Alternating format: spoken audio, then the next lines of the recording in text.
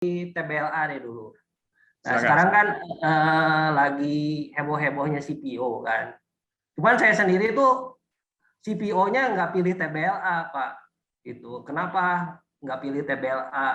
Sebenarnya TBLA tuh perusahaan bagus ya, dia bagus perusahaannya. Terus saya juga kenal lah orang yang di dalam TBLA lah. Terus Teman-teman ini Tunas Baru Lampung ya, TBLA ya. Tunas Baru Lampung. Terus Baru Lampung. TBLA juga punya ini ya, kalau nggak salah punya gula juga tuh. Gulanya tuh sebenarnya antara produksi sama keperluan market tuh lebih besar keperluan marketnya daripada total produksinya. Jadi dia kalau ekspansi sebenarnya masih perlu ekspansi yang besar gitu untuk memenuhi kebutuhan market gitu. Itu dari sisi positifnya ya. Terus ada juga ini ya kalau nggak salah B50 apa ya. Nah, cuman B50 ini biodiesel pokoknya ya. Biodiesel ini tuh kayaknya belum bisa terlalu jalan karena apa? Harga CPO kan tinggi. Jadi kalau diganti sama biodiesel sekarang sama aja jadi mahal kan gitu. Nah, kenapa si TBLA ini saya nggak pilih ya? TBLA ini tuh karena kita tahu harga CPO kan mahal. Jadi harga tandan buah segarnya kan mahal gitu kan. Nah, sedangkan si TBLA itu kebanyakan dia ngambil kelapa sawit tuh dari petani gitu dibandingkan dari kebunnya sendiri, sehingga dia perlu keluarin modal mahal untuk memproduksi produk-produknya gitu. Jadi ada kemungkinan dia earningnya belum bagus gitu di tahun ini dalam waktu dekat gitu ya, kayak gitu kurang lebih kalau TBLA apa gitu. Udah gitu boleh next emiten ini cukup nggak itu segitu? Cukup Pak Paulus. Jadi kesimpulannya kalau dari Pak Paulus sendiri, Pak Paulus belum memilih emiten TPLA ya, tapi untuk sektor CPO, Pak Paulus milih apa nih untuk sektor CPO nih? Kalau saya pilihnya CSRA, Pak. Wah, mantap nih. Di grup udah pada heboh tuh, bener. CSRA tuh di grup udah pada heboh, Pak. Ya. Perlu alasan nggak? Nah, silakan Pak Paulus, biar kita tahu kenapa Pak Paulus pilih Cisadane Sawit. Cisadane Sawit itu umurnya sekarang sawitnya tuh pas, Pak, di sekitar 10 tahun, Pak. Jadi pas lagi booming-boomingnya CPO, dia umur sawitnya pas di umur yang paling produktif, Pak. Jadi kalau dia misalnya berapa tahun lagi, dia emang waktunya panen si sawitnya gitu. Udah gitu, di antara perusahaan sawit lainnya, dia tuh market cap-nya paling kecil, Pak. Jadi kalau misalnya nih ya, lagi kena sentimen sawit atau lagi kena sentimen batu bara, nah biasanya yang naik paling tinggi adalah perusahaan-perusahaan yang punya market cap paling kecil, Pak. Gitu. Betul. Kurang lebih. Larinya lebih kencang. Ya, larinya lebih kencang, terus growth-nya lebih kencang karena perusahaannya kecil. Gitu. Begitu dapat earningnya bisa gede, bisa ngalahin ininya gitu. Kurang lebih kayak gitu ya. Setuju, mantap. Ya. Udah itu ya teman-teman, tapi saya bilang lagi disclaimer on ya teman-teman. Disclaimer on, saya udah belinya juga di bawah. Ya, disclaimer on ya, Pak Paulus belinya mungkin udah harga bawah ya. Kita masing-masing analisa lagi ya.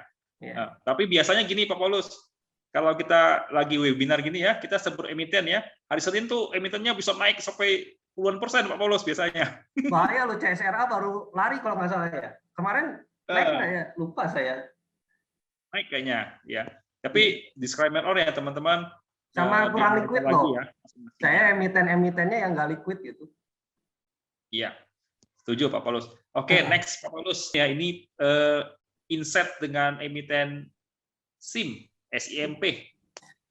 Nah, SIM tuh mirip sama TBLA kalau nggak salah ya, dia produksi minyak goreng. Sedangkan kalau nggak salah tuh kebunnya itu kan dia di L-Ship kalau si Salim.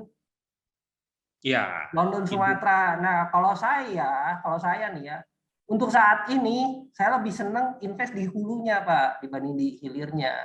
Karena itu harga minyaknya kan sekarang dibatasin, tapi harga tandan buah segarnya tuh mahal. Jadi saya lebih suka invest di hulu, Pak. Kayak misalnya L-Ship, AALI, CSRA, TAPG, Kayak gitu, Pak.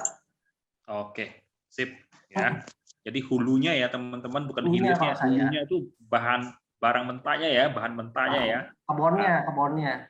Ya, kebunnya tuh. Nanti kalau hilir itu artinya udah jadi nih minyak goreng gitu ya. Udah jadi. Cuman nanti Bapak Ibu juga tetap harus pantau kan. Dunia ini kan nggak selamanya kayak gitu. Bisa aja berubah kan. Nah, kalau misalnya berubah sentimennya ternyata hulunya dapat diuntungkan misalnya, ya kita bisa invest di hulunya juga karena udah murah nih, kayak TBLA itu udah murah.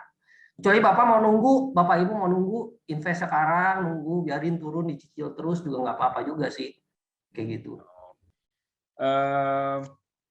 Mungkin pertanyaan satu lagi ya kita closing ya.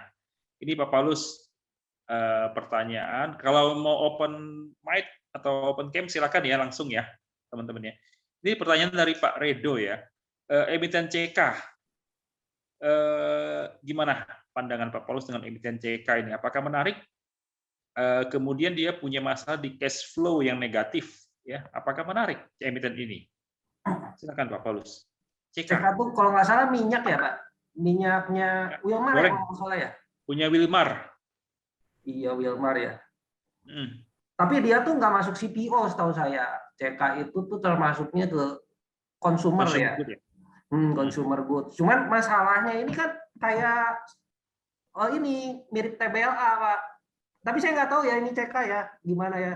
Setahu saya sih kayak kalau nggak salah tuh yang nyuplai Wilmar itu si TAPG Pak. Cuman TAPG tuh supply Wilmarnya ke Singapura kalau nggak salah ya.